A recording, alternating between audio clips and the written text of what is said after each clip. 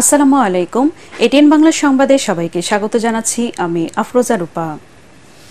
কোটা সংস্কার আন্দোলনে ঘোষিত এক দফা কর্মসূচি বাস্তবায়নের লক্ষ্যে আজ সারা দেশের সংগঠনটির সমন্বয়কদের নিয়ে প্রতিনিধি বৈঠক করা হবে বলে জানিয়েছে আন্দোলনকারীরা।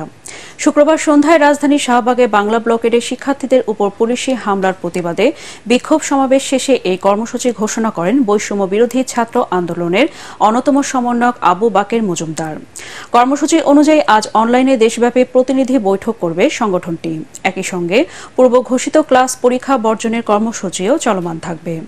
এরপর আজ সন্ধ্যা ৬টায় ঢাকা বিশ্ববিদ্যালয় কেন্দ্রীয় লাইব্রেরির সামনে সংবাদ সম্মেলন থেকে আগামী দিনের কর্মসূচি ঘোষণা করা হবে।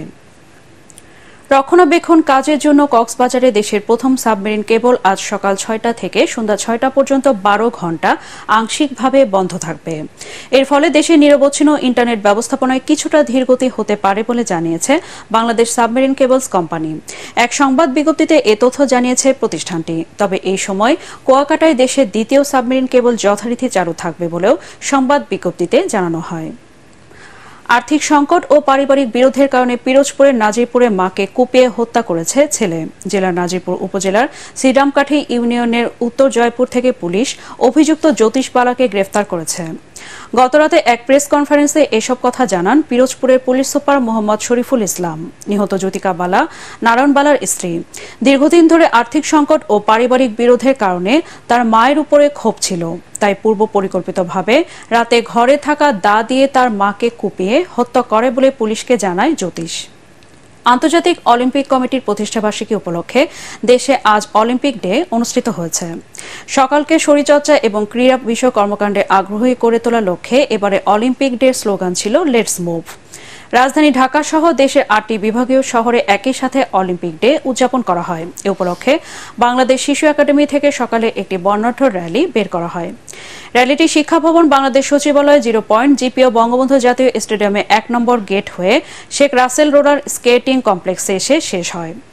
এ সময় বিওর সভাপতি জেনারেল এস.এম. শফিউদ্দিন আহমেদ ছাড়াও অন্যান্য কর্মকর্তারা উপস্থিত ছিলেন। প্রতি বছর ২৩ জুন বিশ্বব্যাপী অলিম্পিক ডে উদযাপন করা হলেও এবছর ঈদুল আজহা উপলক্ষে সরকারি ছুটি এবং স্কুল কলেজ বন্ধ থাকায় ২৩ জুনের পরিবর্তে ১৩ জুলাই দিবসটি উদযাপন করা হয়।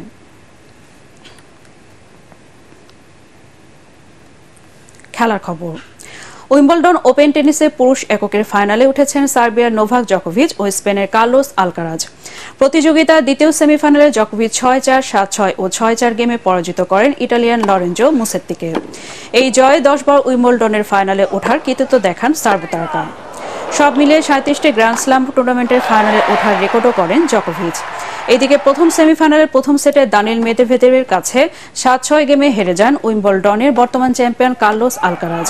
কিন্তু পরের সেটগুলো ৬-৩, ৬-৪ ও ৬-৪ গেমে জিতে ফাইনাল নিশ্চিত করেন ফ্রেঞ্চ ওপেন জয়ী স্প্যানিশ তারকা। এতে মাত্র ৬ সপ্তাহে টানা ২টি গ্র্যান্ড স্ল্যামের ফাইনালে উঠলেন আলকারাজ। দর্শক, পরবর্তী সংবাদ দেখার আমন্ত্রণ জানিয়ে এখনকার মতো শেষ করছি। এটিএন বাংলার সংবাদ ইউটিউবে দেখতে ব্রাউজ করুন youtube/ATN Bangla News। ধন্যবাদ সবাইকে।